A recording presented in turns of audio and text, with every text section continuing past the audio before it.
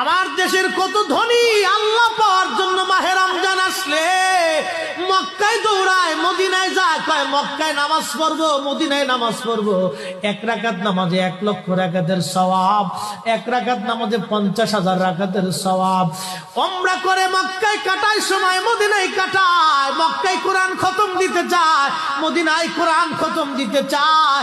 সওয়াব মাহে রমজানে অগণিত সওয়াবের আশায় ব্যক্তিগুলি আল্লাহর ঘরে হাজিরা দেয়, কিন্তু বাড়ির পাশে গ্রামের কত গরিব মানুষ টাকার অভাবে বাবা ভালো ইফতার করতে পারে না, টাকার অভাবে কত মা ভালো সেহরি করে রোজা রাখতে পারে না।